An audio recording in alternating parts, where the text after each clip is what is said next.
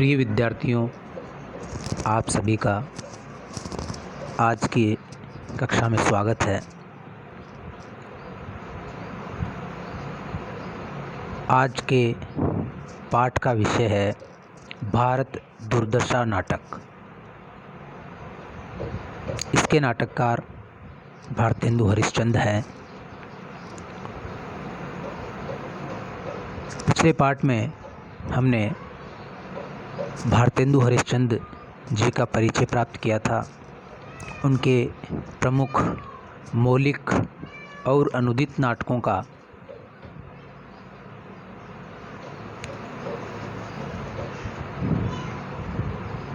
विस्तार से परिचय हमने लिया था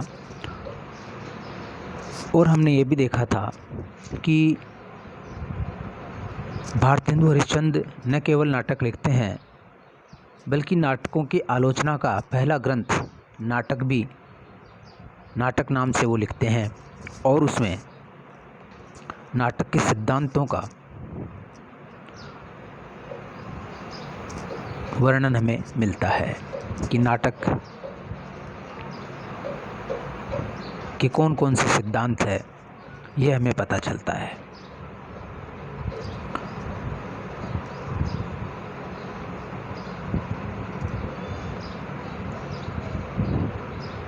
और हम देखते हैं कि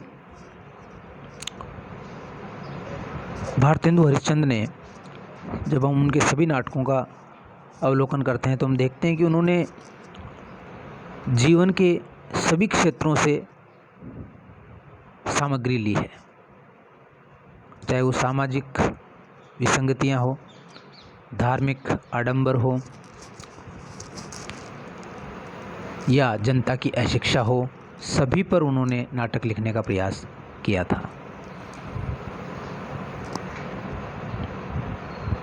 हमने ये भी जानकारी प्राप्त की थी कि भारतेंदु जी का पहला नाटक एक अनुदित नाटक था जो विल्लन कवि की चोर पंचाशिका पर आधारित था और उनका पहला जो मौलिक नाटक है वो था वेदिकी हिंसा हिंसा न भवति, जो 1873 में प्रकाशित हुआ था और उसमें धर्म और उपासना के नाम से समाज में प्रचलित अनाचारों का जघन्य रूप उन्होंने दिखलाया था।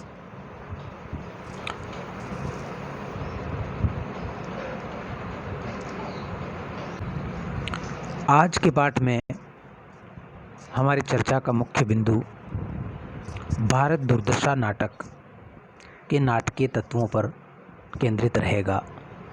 हम ये जानने का प्रयास करेंगे कि भारत दुर्दशा नाटक में कितने अंक हैं और ये किस प्रकार का नाटक है, और साथ ही इसमें भारतेंदु जी ने कौन सी परंपरा का अनुसरण किया है। क्या ये नाटक पाश्चात्य परंपरा का है या ये प्राचीन जो भारतीय संस्कृत नाट्य परंपरा है उसका है, या इसमें प्राचीन और नवीनता दोनों का ही सामंजस्य हुआ है। इस चीज़ पर हम आज विशेष रूप से भारत दुर्दशा नाटक को केंद्र में रखते हुए बातचीत करेंगे। तो हम शुरुआत करते हैं। भारत दुर्दशा परिचय के अंतर्गत हम देखते हैं कि भारतेंदु जी ने जो नाटक नामक निबंध लिखा उसमें उन्होंने नाटक के कई प्रकार के भेद किए, जिनमें से काव्य, मिश्र, शुद्ध कौतक और भ्रष्ट, 3 प्रकार के भेद उन्होंने नाटक के किए थे।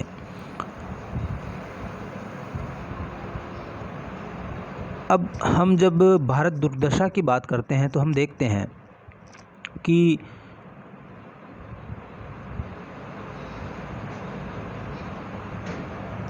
भारतेंदु जी ने प्राचीन और नवीन दोनों ही नाट्य परंपराओं का समन्वय अपनी नाट्य रचनाओं में किया है। और हम देखते हैं कि जो भारत दुर्दशा नाटक है वह समन्वयात्मक बुद्धि का एक अच्छा उदाहरण है। परिवर्तित समय और रुचि के अनुसार उन्होंने नवीन नाट्य पद्धति का अवलंबन किया। नवीन नाट्य पद्धति यानी पाश्चात्य नाट्य पद्धति का उन्होंने अवलंबन किया जो कि मुख्यतः दुखांत होती है, दुखांत नाटक लिखे जाते थे पाश्चात्य नाट्य पद्धति में, उसका अवलंबन किया।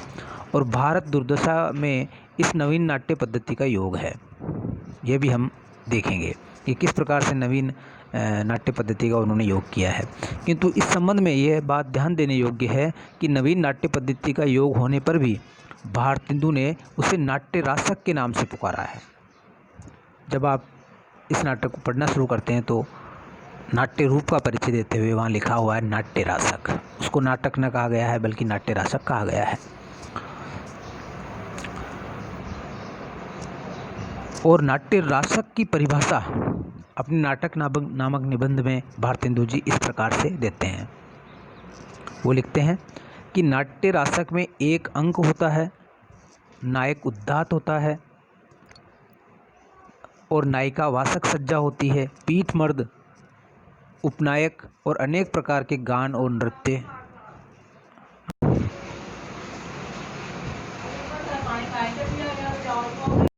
यहाँ हमें ये देखना चाहिए कि नाट्य रासक जो होता है उसकी क्या क्या विशेषताएं हैं। तो उन्होंने बताई है कि नाट्य रासक में केवल एक ही अंक होता है और इसमें 5 नट होते हैं जो कि अभिनय करते हैं और यह हास्य रस से परिपूर्ण होता है। इसमें सूत्रधार नहीं होता और इसका नायक जो होता है वो उद्दात होता है और नायिका वासक सज्जा होती है। वासक सज्जा नायिका का अर्थ है कि जो घर को वह स्वयं को सजा करके बैठी हो, ऐसी नायिका को वासक सज्जा कहते हैं। पीठ मर्द यानी सहायक नायक, सहनायक, वह इसमें होता है। नाट्य रासक की अन्य परिभाषाओं का अध्ययन करने व उनकी तुलना भारतेंदु द्वारा दी गई परिभाषा से करने के फलस्वरूप 2 निष्कर्ष हमारे सामने आते हैं।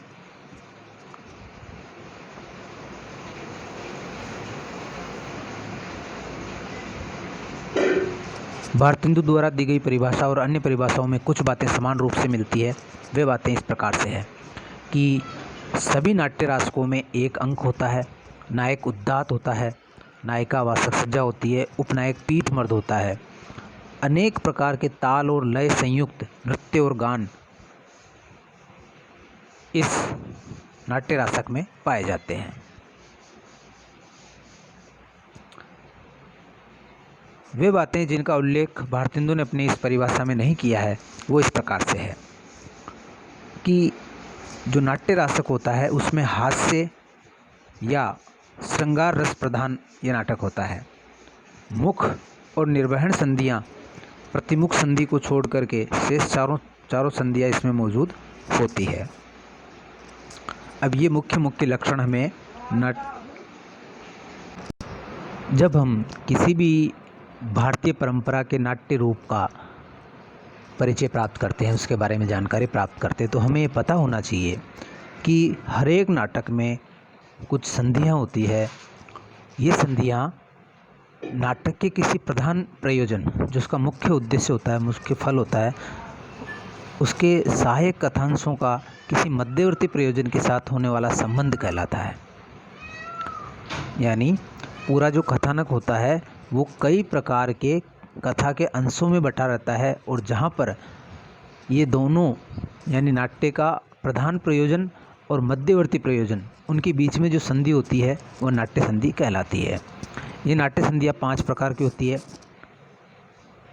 एक मुख संधि में बीज नामक अर्थ प्रकृति और आरंभ नामक कार्य अवस्था होती है। जिन प्रधान कार्य जो होता है नाटक का, उसका आरंभ हमें उसके बीज रूप में, उस कार्य का आरंभ हमें मुख संधि में ही मिल जाता है। फिर प्रतिमुख संधि आती है। प्रतिमुख संधि में विलास, परिहास और अन्य चीज़ों का वर्णन होता है। यह कार्य के विपरीत जो कार्य होते हैं उसको दिखाया इसमें जाता है। गर्भ संधि में हमें कार्य के होने का आभास होता है। कार्य के होने का आभास हमें गर्भ संधि में होता है और बीज अर्थ इसमें प्रकट होने लगता है।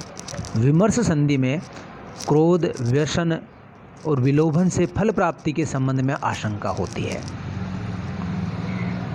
विमर्श संधि में हमें दर्शकों को ये लगता है कि ये जो नाटक का उद्देश्य है ये पूरा नहीं हो पाएगा, क्योंकि उसमें कई तरह की बाधाएं हमें दिखने को मिलती है और आशंका होती है। और निर्वहन संधि में कथा का जो मूल कार्य है वह फलागम को प्राप्त करता है और जो उद्देश्य होता है नाटक का वह पूरा हो जाता है, कथा की समाप्ति होती है। अब ये कथा की जो समाप्ति है वह दो प्रकार से हो सकती है। भारतीय परंपरा के अनुसार वह सुखांत हो सकती है और पाश्चात्य परंपरा के अनुसार वह दुखांत भी हो सकती है। तो हम देखेंगे कि भारत दुर्दशा जो नाटक है उसमें भारतेंदु जी ने नवीन और पुरातन का समन्वय करते हुए इस नाटक को दुखांत रखा है। और इसमें जो भारत भाग्य है वो अंत में, नाटक के अंत में कटार के द्वारा आत्मघात कर लेता है। इस प्रकार से नाटक दुखांत स्थिति में समाप्त होता है।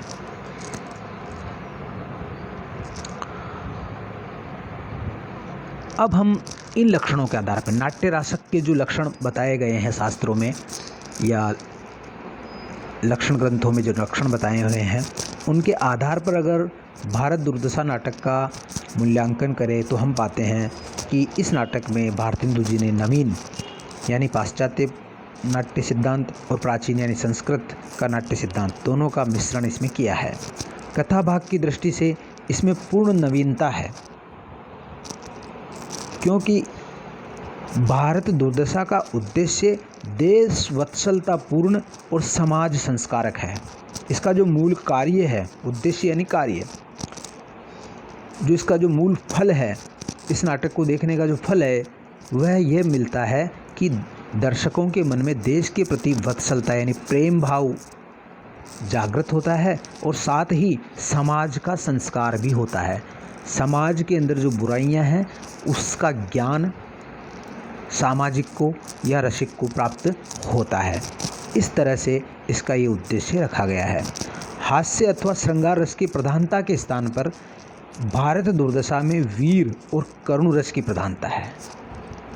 इसमें करुण रस की, दुर्दशा का वर्णन वहाँ होता है, वहाँ करुण रस ही होता है।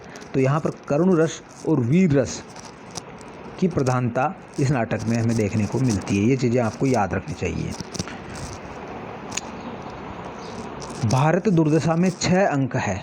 अब यह जो 6 अंक का प्रश्न है उससे हमें यह लगता है कि जो नाट्य रासक का जो लक्षण है उसके अनुसार उसमें 1 ही अंक होना चाहिए, जबकि यहाँ पर भारतेंदु जी ने 6 अंक रखे हैं। तो ये एक तरह से प्राचीन शास्त्रीय नियम के ये विरुद्ध है। स्वयं भारतेंदु जी ने अपनी दी हुई परिभाषा में 1 ही अंक माना है। नाटक की रचना में आधुनिक दृश्य योजना कथानक व चित्र की दृष्टि से रखी जाती है और उसके द्वारा कथांश के बीच के विविध सूत्र 1 अंक के अंतर्गत संगठित किए जाते हैं और यही पद्धति हमें इसमें देखने को मिलती है।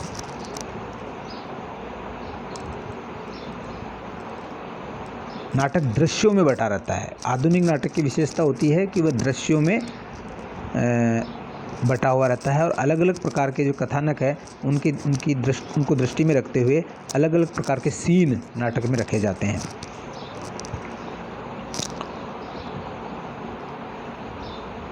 भारत दुर्दशा में यह तथ्य दृष्टिगोचर नहीं होता है। उसके अंक कथानक के सीधे साधे स्थूल विभाजन है। प्रत्येक अंक की कथा स्वतः पूर्णतः नहीं है। आगे क्या होने वाला है इस बात की उत्सुकता सारे नाटक में बनी रहती है। साथ ही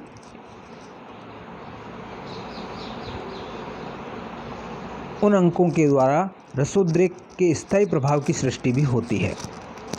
एक स्थायी प्रभाव श्रोता, दर्शक या पाठक या सामाजिक के मन पर पड़ता है और उसमें देश वत्सलता का भाव और समाज संस्कार का भाव उत्पन्न होता है।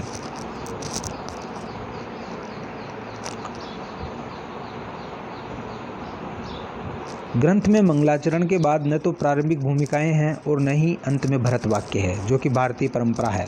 भारतीय नाट्य परंपरा में मंगलाचरण होता है, उसके बाद में भूमिका होती है और नाटक का अंत भरत वाक्य से होता है।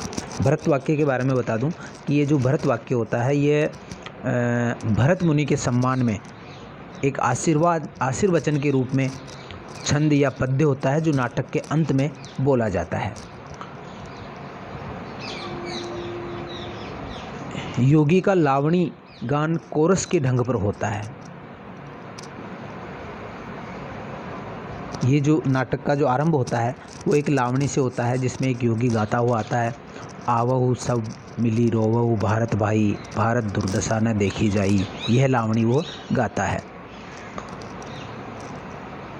ये कोरस के ढंग से होता है, मतलब समूह गान, कोरस कहते हैं समूह गान को, समूह गान के ढंग पर ये लावणी गाई जाती है। और नाटक का अंत भी दुखपूर्ण है, यानी दुखांत है। ये पाश्चात्य परंपरा है। कोरस भी पाश्चात्य परंपरा है। जहाँ अंक दृश्य बदलते हैं वहाँ पर कोरस आता है पाश्चात्य परंपरा में। तो यहाँ पर भी कोरस के रूप में ये लावणी आती है। और नाटक का जो अंत है, जो निर्वहन होता है नाटक का, जो कथा की समाप्ति होती है, वह दुखांत है, दुखपूर्ण है। इसमें भारतीय परंपरा का उन्होंने अनुसरण नहीं किया है। कटार का आघात ही प्राचीन नियमानुसार वर्जित है। भारतीय नाट्य परंपरा में प्राचीन नियमानुसार इन चीज़ों का दिखाना, मृत्यु का या हिंसा का, वध का, ये दिखाना शास्त्र सम्मत नहीं माना जाता है। लेकिन इसमें उन्होंने दिखाया है कि भारत भाग्य है वो कटार मार करके आत्मघात करता है। तो एक प्रकार से भारतीय परंपरा से उन्होंने विचलन दिखाई पड़ता है। इसके साथ हम देखते हैं कि प्राचीनता की दृष्टि से भारत दुर्दशा का नायक भारत धीरोदात्त नायक है। इसका जो मुख्य नायक है भारत दुर्दशा का, वो आपको याद रखना है, उसका नाम है भारत। और इसका उपनायक है, उसका नाम है, जो सहायक नायक है, जो फल प्राप्ति में सहायता देता है, फल प्राप्ति में, नाटक की फल की प्राप्ति में सहायता देता है, वो भारत भाग्य है। और पीठ मर्द भी है, जो कि भारत का मुख्य सहायक और अंतरंग मित्र है। मुख्य नायक भारत है और इसका सहायक नायक भारत भाग्य है, जो कि मुख्य सहायक और उसका अंतरंग मित्र है, उसकी बहुत सहायता करता है। और उसमें सभी उत्तम गुण विद्यमान है। भारत भाग्य में सभी उत्तम गुण विद्यमान है। यहाँ हम देखते हैं कि ये जो नाटक है एक प्रकार का प्रतीकात्मक नाटक है, प्रबोध चंद्रोदय शैली का नाटक है, जिसमें कि ये सब प्रतीक के रूप में आते हैं। भारत भाग्य, भारत दुर्देव, आशा, है ना, ये सब चीज़ें एक प्रतीक के रूप में इस नाटक में आती हैं। और नाट्य रासक जब हम इस भारत दुर्दशा नाटक को कहते हैं तो इसका अर्थ यह है कि इसमें रस होता है, यानी इसमें विभिन्न प्रकार के गान, नृत्य आदि का समन्वय भी पाया जाता है। अब हम बात करें इसकी कि इसकी कथा किस प्रकार से बढ़ती है। तो इसकी कथा में जो हम देखते हैं कि जो दूसरा अंक जब इसका आएगा, दूसरे अंक में नेपथ्य से एक कठोर स्वर सुनाई पड़ता है, जिसमें ये कहा जाता है, दूसरे अंक में, इसके 6 अंकों में से दूसरे अंक में ये कहा जाता है कि अब भी तुझको अपने नाथ का भरोसा है, खड़ा तो रह, अभी मैंने तेरी आशा की जड़ न खोद डाली तो मेरा नाम ही नहीं। इस प्रकार की एक आकाशवाणी नेपथ्य से, यानी पर्दे के पीछे से, जहाँ पर नायक नट नटी यानी अभिनेता अपने वस्त्र आदि पहनते हैं, उस स्थान से इस प्रकार का एक उद्घोष सुनाई पड़ता है। इस उद्घोष से हमें ये लगता है कि ये एक प्रकार की मुख संधि है और हमें बीज की जो भारत भाग्य है उसके साथ क्या होने वाला है उसका एक बीज रूप में संदेश हमें इस उद्घोष के रूप में मिल जाता है। और कार्य के आरंभ यानी भारत भाग्य की जो अवनति है, उसकी बर्बादी है, उसका आरंभ में इस उद्घोषणा जो कि इस प्रकार से है कि अब भी तुझको अपने नाथ का भरोसा है, नाथ यानी ईश्वर का भरोसा है, खड़ा तो रह, अभी मैंने तेरी आशा की जड़ न खोद डाली तो मेरा नाम नहीं।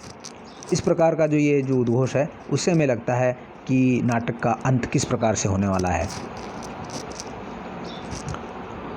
और अंत में जब भारत भाग्य छाती में कटार का आघात कर लेता है तो निर्वहन संधि यानी कार्य नामक अर्थ प्रकृति और फलागम नामक कार्य अवस्था है। और जो हमें जैसी उम्मीद थी वैसा ही उसका फलागम होता है। और उस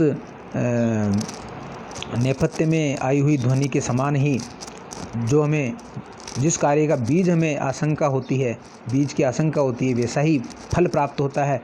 और हम देखते हैं कि भारत जो लास्ट में है वो कटार मार के आत्महत्या कर लेता है। इन दो प्रधान बातों के अतिरिक्त तीसरे चौथे अंकों में बिंदु अर्थ प्रकृति, प्रयत्न कार्य अवस्था और प्रतिमुख संधि। 5वें अंक में पताका कार्य प्रकृति। पताका कार्य प्रकृति यानी भारतवासियों की दुर्बलताएं और डिसलॉयल्टी द्वारा सबका पकड़ा जाना प्रधान फल का सिद्ध करने वाला है। हम देखते हैं कि पताका यानी एक तरह का जो बैनर होता है, एक प्रकार का जो झंडा होता है उसे पताका कहते हैं। और उस पताका से हमें पता लगता है कि हार होने वाली है या जीत होने वाली है। तो उस पताका से हमें ये पताका अर्थ प्रकृति है, उससे हमें हम इस अर्थ को समझ जाते हैं कि जिस प्रकार की भारतवासियों की दुर्बलताएं, लोभ, लालच और दुर्बल व्यक्तित्व का चित्रण उस अंक में होता है, 5वें अंक में। और डिसलॉयल्टी यानी तात्कालीन अंग्रेज सरकार के खिलाफ जो डिसलॉयल्टी की भावना जनता के अंदर होती है, उससे हमें पता लगता है कि भारत का दुर्भाग्य होने वाला है।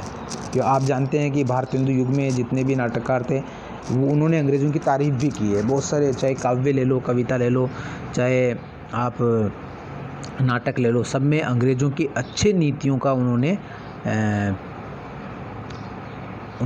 तारीफ़ भी की है। ये हमें देखने को मिलता है।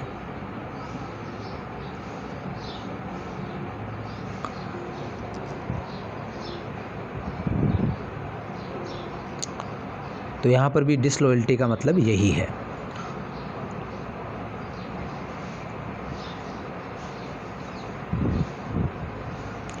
अब हम बात करें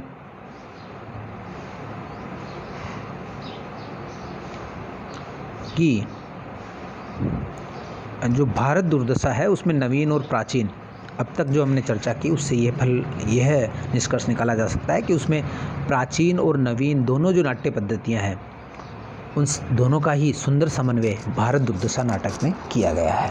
और इसमें नवीनता ज़्यादा है, प्राचीनता की अपेक्षा नवीनता का ज़्यादा, जैसे कोरस का होना, नाटक का दुखांत होना, ये जो चीज़ें हैं ये हमें ये बताती है कि नाटक एक तरह से नवीन नाट्य शैली से समन्वित है।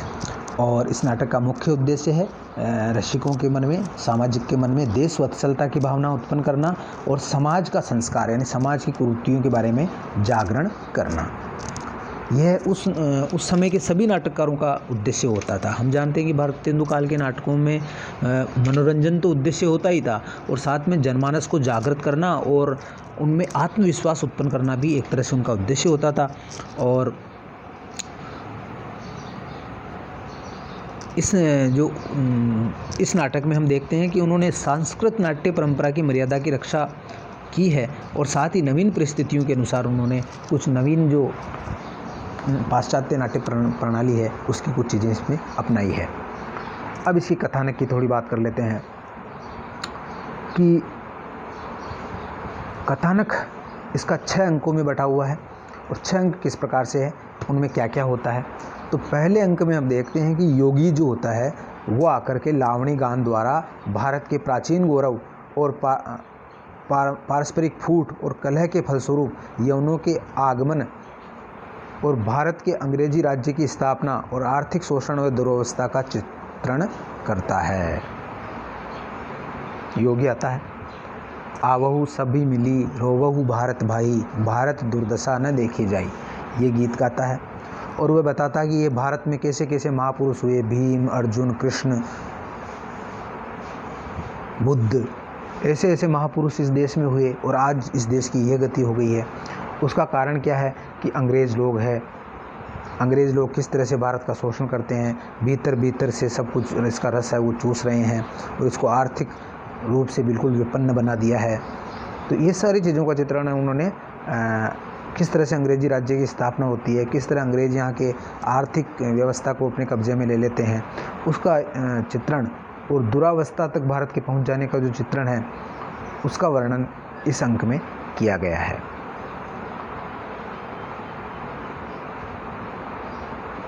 दूसरा अंक शुरू होता है, उसमें दीनहीन भारत अपनी दुख गाथा सुनाते सुनाते मूर्छित हो जाता है। भारत जो इसका नायक है नाटक का, वह अपनी दीनहीन अवस्था सुनाता है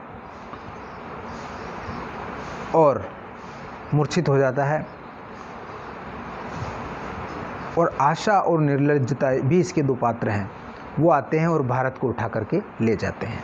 तीसरा अंक शुरू होता है। तीसरे अंक में हम देखते हैं कि भारत दुर्देव ये एक इसका पात्र है भारत दुर्देव।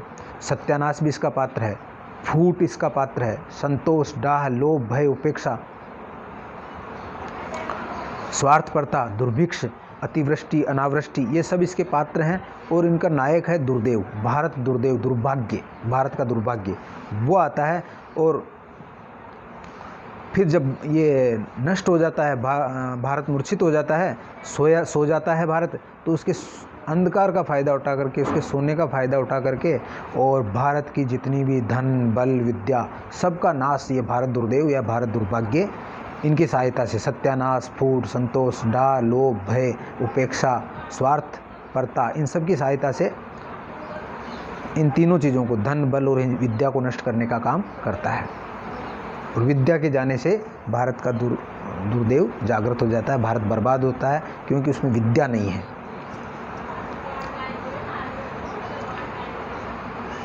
अंक 4 शुरू होता है। अंक 4 में हम देखते हैं कि भारत दुर्देव फिर अपनी फौज लेकर के आता है और उस फौज में कौन कौन से नए नए योद्धा हैं? रोग, आलस्य, मदिरा और अंधकार। और इसमें फिर भारत के नाश की तैयारी करता है। इस तीसरे अंक में हम देखते हैं कि हमें आशंका होती है कि भारत कभी जाग नहीं पाएगा। हमें आशंका होती है, फलागम में आशंका हो जाती है कि अब जब इतना बर्बाद पहले से ही हो चुका है, अनावृष्टि, दुर्भिक्ष, फूट, संतोष, डाह, लोभ आदि के कारण, और उसके ऊपर से फिर रोगों की मार पड़ती है। एक भारतीयों का आलस्य में कोई जवाब नहीं है, सबसे आलसी कौम भारतवासियों को इसमें बताया गया है। मदिरा में मत रहने वाले, अंधकार यानी अज्ञान की पूजा करने वाले, इस प्रकार के नागरिकों का इसमें वर्णन होता है। भारत दुर्देव की ये फौज है जो भारत का दुर्भाग्य है। इसके द्वारा ये चौथे अंक के अंदर ये भारत दुर्देव भारत के नाश करने की तैयारियां करता है और हमें लगता है कि यह भारत का उद्धार नहीं हो पाएगा। पांचवें अंक में क्या होता है कि 7 सभ्य लोग मिलते हैं। 7 सभ्य लोग मिलते हैं, भारतवासी सभ्य हैं, वो अपने आप को सभ्य कहते हैं, और एक छोटी सी समिति बनाते हैं, कमेटी बनाते हैं, और उस कमेटी में भारत के दुर्भाग्य से भारत की रक्षा करने का उपाय सोचते हैं। ये कमेटी उपाय सोचती है कि कैसे भारत को दुर्भिक्ष से, अनावृष्टि से, इस अशिक्षा से, इनसे धन, बल और विद्या की जो हानि हो गई है, उससे भारत को दीनहीन अवस्था से कैसे बाहर निकाला जाए, इस पर ये कमेटी विचार करती है। इस कमेटी से यहाँ भारतेंदु तात्कालीन जो भारतीय राजनीति है और उसमें किस तरह से लोग अंग्रेज़ों के चाटुकार होते थे और भारत के प्रति डिसलॉयल होते थे, भारत की उन्नति के प्रति डिसलॉयल होते हैं, उसका वर्णन किया है। वहीं पर डिसलॉयल्टी का प्रवेश होता है। ये भी एक पात्र है, डिसलॉयल्टी यानी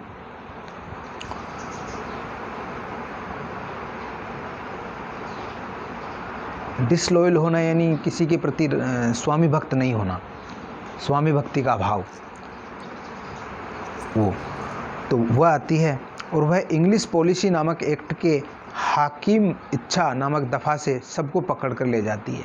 ये जितने भी भारत की सभ्य समाज होता है जो कमेटी बनाता है और भारत की दीनहीन अवस्था पर बातचीत करता है, तो उसको राजद्रोह, उसको डिसलॉयल्टी मानते हुए एक एक्ट लगा करके राजद्रोह का, और तात्कालीन अंग्रेज सरकार की इच्छा से इन सब सभ्य समाज की कमेटी को पकड़ के ले जाती है।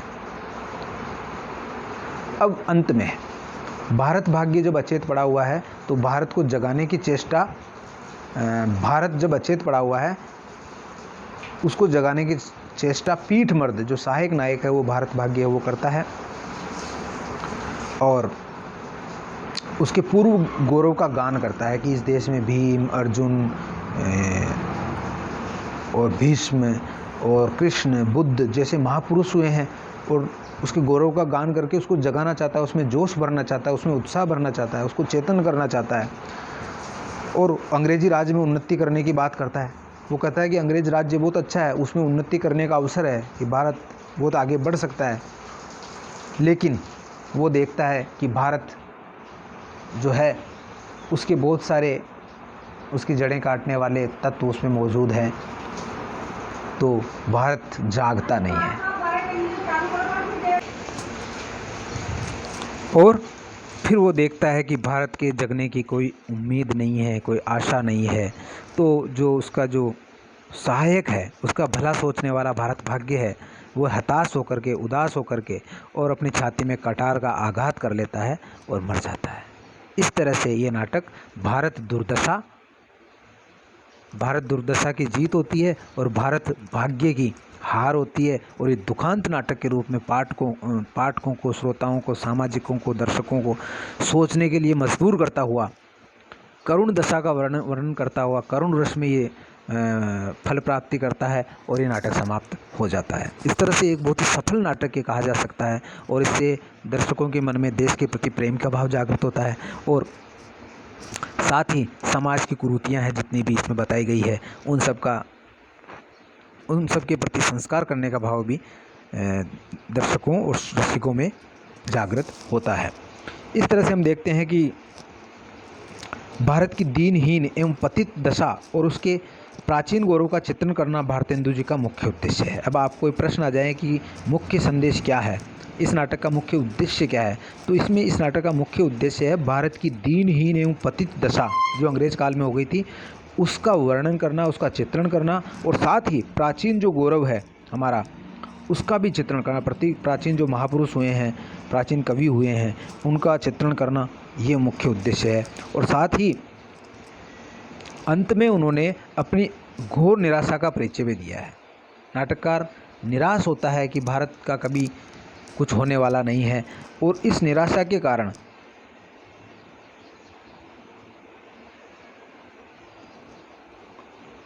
हम देखते हैं कि भारतेंदु कालीन भारतीय जीवन की परिस्थितियों का अध्ययन करने से ये स्पष्ट ज्ञात हो जाएगा कि उस समय प्रकाश की कोई रेखा प्रकट भी तो नहीं हुई थी। उम्मीद की कोई किरण भारतेंदु जी के समय में भारतवासियों की हालात देखते हुए कोई दिखाई नहीं देती थी। ऐसा लगता नहीं था कि ये देश कभी उन्नति कर पाएगा। इससे जो भारत का भाग्य है वह निराश होकर के आत्महत्या कर लेता है और इस रचना को हम भारतेंदु जी की एक तरह से यथार्थवादी दृष्टिकोण की रचना कह सकते हैं।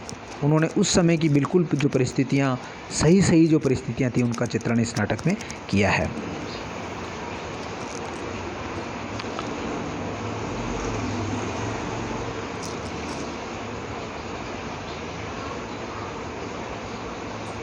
आज का पाठ यहीं समाप्त करेंगे। कल इसी चर्चा को हम आगे बढ़ाएंगे और ये जानेंगे कि किस तरह से भारत दुर्दशा जो नाटक है वो किस प्रकार से महत्वपूर्ण नाटक है और पाठ्यक्रम में रखा गया है तो उसका कुछ न कुछ उद्देश्य होगा और किस प्रकार से किस प्रश्न इस नाटक पे बन सकते हैं, इसकी भी हम चर्चा अगले पाठ में करेंगे। तब तक के लिए आज्ञा दीजिए। जय हिंद, जय भारत।